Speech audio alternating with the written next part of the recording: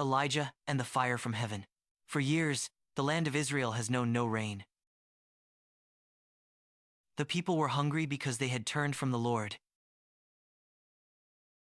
The land was dry, the rivers were empty, and the people were suffering. Elijah had warned the king this would happen. The visual shifts to a grand palace interior.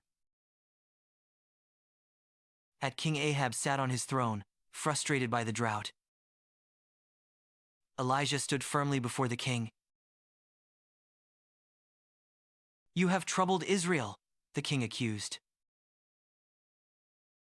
Elijah calmly replied, "But you have forsaken the Lord." The setting transitions to Mount Carmel. Hundreds of Baal's prophets gathered on one side of the altar. Elijah stood alone, solitary against the hundreds. The challenge was set: which God answers with fire? The prophets of Baal began to shout and dance wildly. They leaped upon their altar, sweating profusely from their efforts. They shouted from morning till noon, but there was no voice. Suddenly, a hush fell over the massive crowd. As the noise ceased, Elijah calmly walked toward the altar. He repaired the altar of the Lord with 12 stones. He arranged the wood for the offering upon the restored altar. Elijah looked at the crowd with quiet, confident resolve. Elijah commanded them to soak the altar with water. They poured water over it once, twice, and a third time. Elijah ensured the impossibility of a natural fire. The impossibility was set. Now, it was time to call on God. Elijah called for men to bring water. Water was brought and poured over the wood and sacrifice.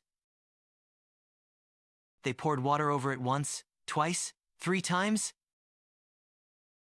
Everything was soaked until the trench around the altar was full. Elijah prayed to God as the crowd watched in silence. Suddenly, fire fell from heaven. The fire consumed everything, even licking up the water. The people gasped in collective shock and awe. The people fell on their faces, shouting in amazement.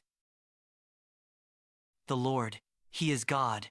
The Lord, He is God!" Elijah stood nearby, his mission fulfilled. The power of God had been clearly demonstrated. The sky began to transition as the drought's end was near. Elijah smiled, knowing his mission was accomplished. When we trust in God, He can do amazing things through us too. With faith in God, we're never alone. His power always wins.